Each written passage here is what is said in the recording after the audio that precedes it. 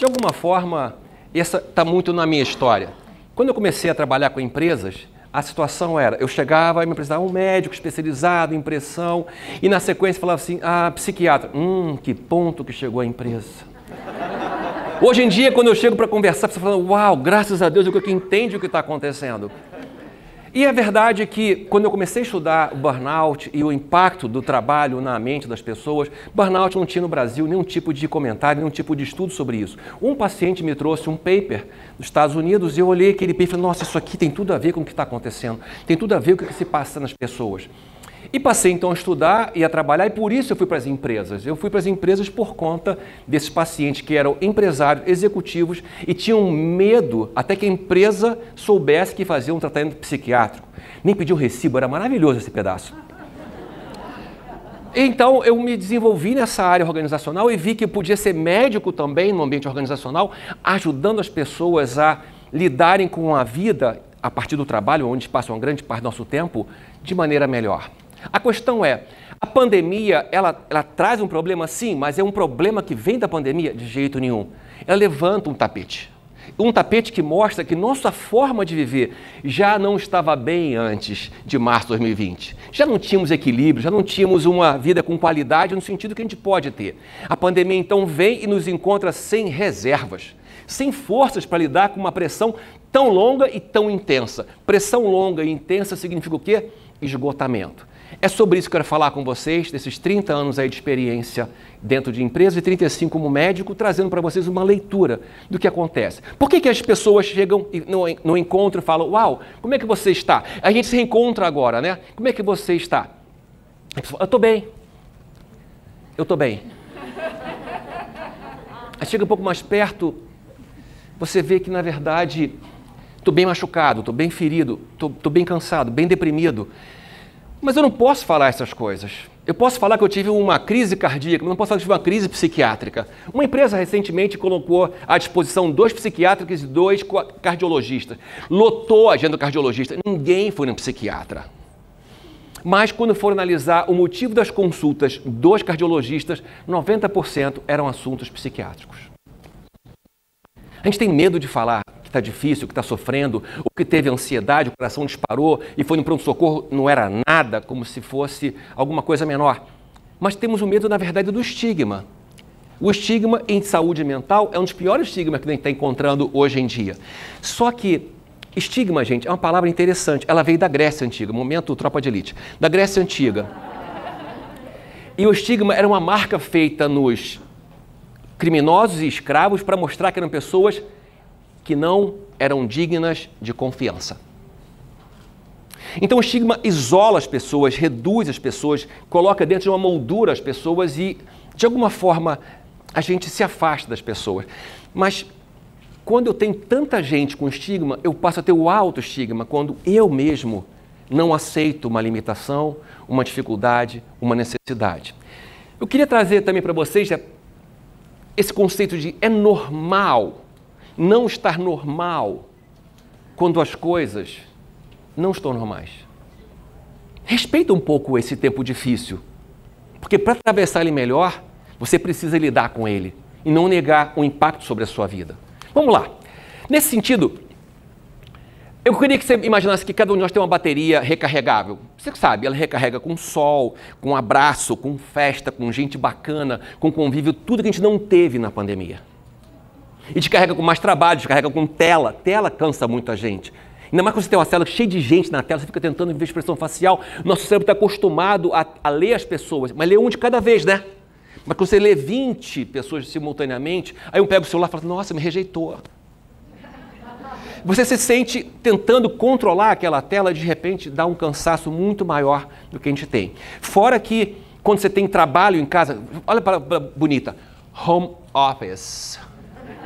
O que é home office? A mulher está em casa, o filho na escola, o marido no trabalho, o marido está em casa, ou qualquer tipo de configuração.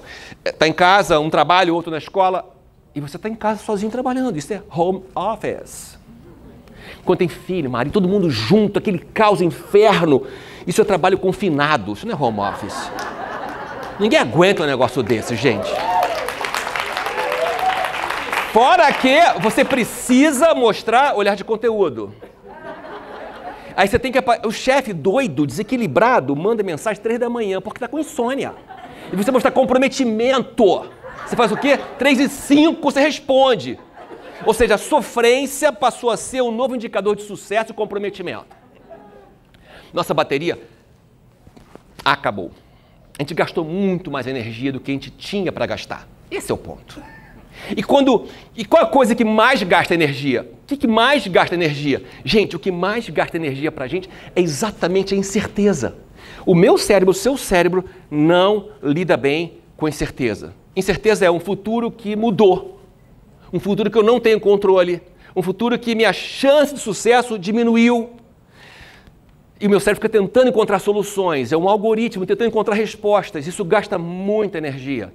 Aí você perguntar, por que a pandemia ela é uma crise que impacta mais a gente? Porque muitas áreas, simultaneamente, foram afetadas por um longo tempo e no mundo inteiro.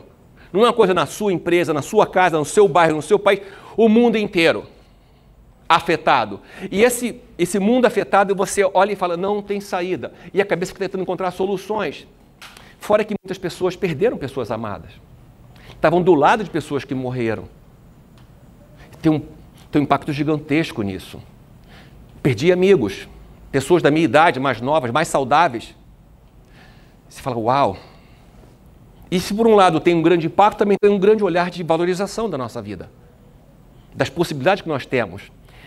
A incerteza, ela dispara um alarme, como se fosse um sinal de alarme. Eu vou chamar de smoke detector. Detector de fumaça que está dentro da gente, que quando tem alguma coisa errada, a amígdala cerebral faz uá, uá, uá, uá. E isso faz o quê? Com que eu reaja, que eu faça alguma coisa para encontrar soluções, que eu faça algum movimento de solução.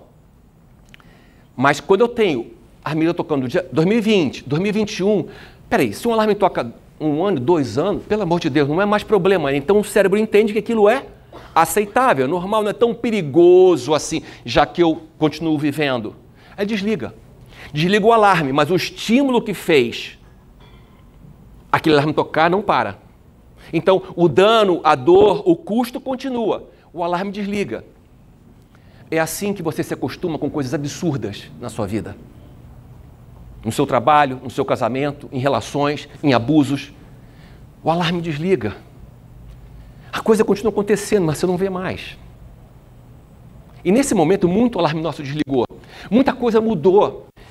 Esse estudo é interessante. Alguns estudos, na verdade, eu resumi nessa frase aqui, a incerteza é o medo que não vai embora. E durante a pandemia, o impacto na saúde mental vai ser maior na sociedade do que o impacto da pandemia em si, porque ele é muito mais prolongado.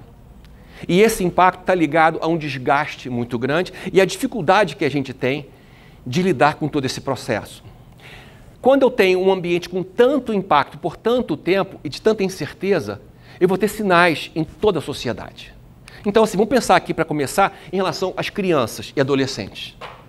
Nós temos, sim, hoje, indicadores que mostram que é 2 vezes maior os índices de depressão e ansiedade em crianças e adolescentes.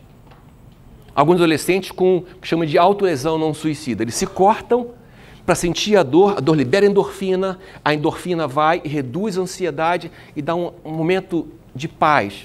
Não é uma tentativa de suicídio, é tentativa de reduzir a ansiedade e a dor. Até porque para os jovens é muito importante a socialização, o convívio. Aí o grande impacto que a Unesco traz sobre a crise da educação. 9 em cada 10 estudantes do mundo foram afetados profundamente na sua capacidade futura de interesse e aprendizagem. Porque não é só o estudo e a matéria, é o interesse na escola que foi quebrado. Imagina, gente, você está aqui ouvindo o que eu estou falando. Pode achar interessante, obrigado. Mas se entrar um Rottweiler aqui, você fala, palestrante, palestrante. Você não consegue mais ouvir o que eu estou falando. Porque uma emergência faz com que você mude o seu foco para aquilo que afeta você. Como é que eu posso pensar se essa mambaia, sabe, se 4 corações do jacaré, o que me interessa isso? Se minha mãe está internada, meu pai perdeu o emprego, o que me interessa isso? Então, o foco da atenção vem para emergência, sobrevivência e aquilo que me angustia. Vimos também que a geração Z, a geração mais nova no mercado de trabalho, quando está entrando no mercado de trabalho, que tinha todo o processo de mentoreamento, socialização, preparação virtual. Essa geração, 78%, está sofrendo um grau altíssimo de angústia, segundo as pesquisas que tem do ADP Research Institute. O burnout é uma doença de esgotamento da capacidade de reação. Aliás, agora, 1º de janeiro de 2022, entra em vigor como o CID-11, o Código Internacional de Doenças, o burnout como doença ocupacional, não doença mental. Significa isso que é uma doença causada pelo trabalho. Não é do indivíduo, é do trabalho, como envenenamento, como acidente, é uma doença ocupacional, com implicações legais também para isso. A gente vê que dentro das organizações, o Ministério do Trabalho mostrou e está provando que aumento de 18% de acidente. Mas por que mais acidente? O meu cérebro, com tanto alarme, ele perde o foco da atenção. Se eu estou numa operação numa indústria que preciso de protocolos, preciso de 8 horas, 12 horas, como uma plataforma de petróleo, de atenção, o meu cérebro não consegue mais registrar. A bateria descarregou. E se descarrega a bateria, eu perco o foco, perco a atenção. Aumenta acidente. A notícia boa é que o assunto saúde mental está entrando na definição de investimentos. Um dos trabalhos feito pela Harvard Law School está mostrando que os investidores estão analisando o quanto que as empresas cuidam de saúde mental para avaliar se vão investir ou não nessas empresas. Porque na linha do tempo, no futuro, saúde mental vai ser um diferencial nas organizações. Já está sendo. A sigla ESG, que fala de meio ambiente, sustentabilidade e governança, sustentabilidade também está ligado hoje ao indivíduo. Não é mais uma coisa que é legal ter, é uma coisa obrigatória, mandatória de ter. Estamos falando de sucesso hoje, construção hoje, mas também da construção desse amanhã. São tempos difíceis. São tempos complexos. Mas em tempos complexos nós crescemos. Em tempos difíceis buscamos o nosso melhor. Você pode perceber que se eu te perguntar qual foi a pior crise da sua vida, o que você passou que foi mais dramático para você? Vai ser um momento difícil você lembrar, você vai talvez se emocionar. Eu vou deixar você respirar um minuto e vou te perguntar, mas então, depois disso, qual foi o seu ganho? O que você cresceu? Para onde que você foi? Que degrau você subiu? E você tem uma história para contar. As crises desalojam a gente. Nesses 35 anos de consultório, eu escutei algumas frases que se repetiam. Uma delas foi essa. Doutor, não desejo para ninguém o que eu passei. Mas para mim foi muito importante ter mudado a minha história e a minha vida. Aquela crise foi um ponto de virada na minha história. Dessa maneira, a gente vai trazer uma reflexão sobre isso. A gente está numa cidade, a gente está numa estrutura que tem caos de trânsito, dificuldades, 1000 problemas, poluições, e é difícil para a gente. Mas se você acha difícil aqui,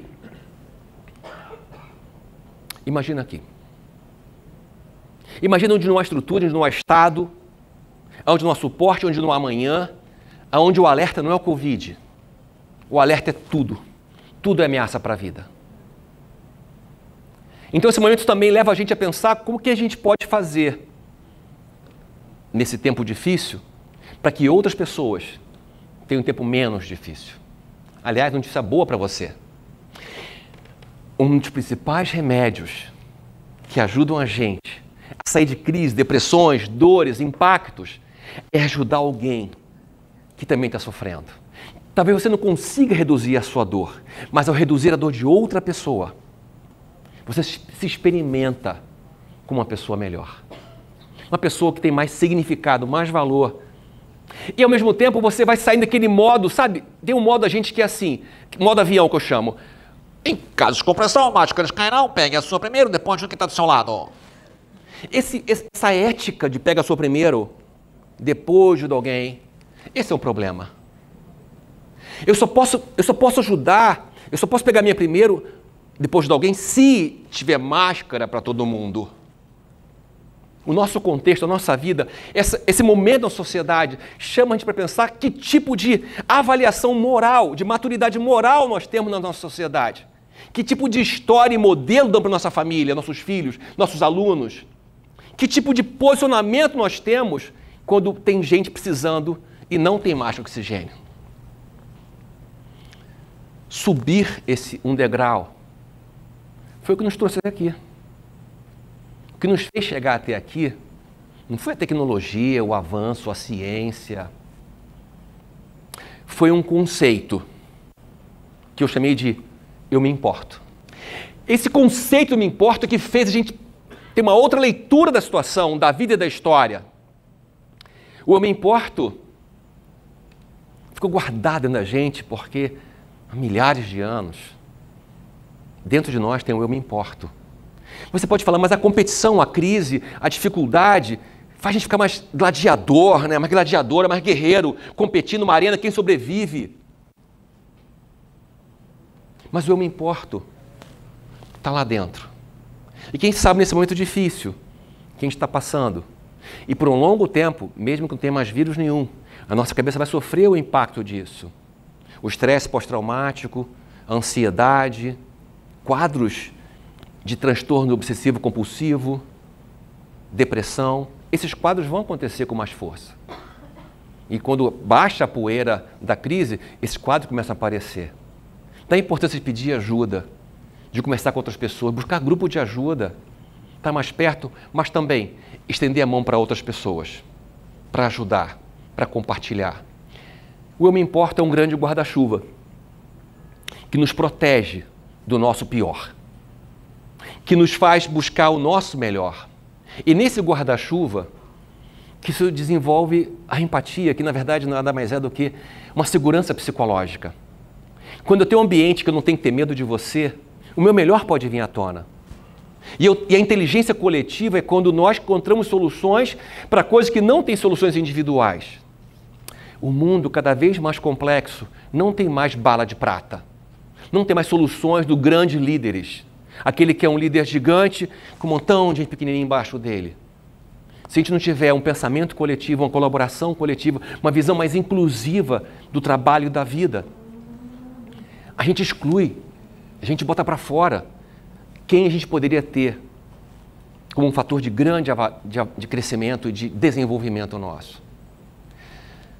É esse cuidado, a segurança psicológica que traz o melhor para a gente. Considere então que é tempo de pensar mais no que é bom para todos do que apenas no que é bônus para alguns. Muito obrigado, gente.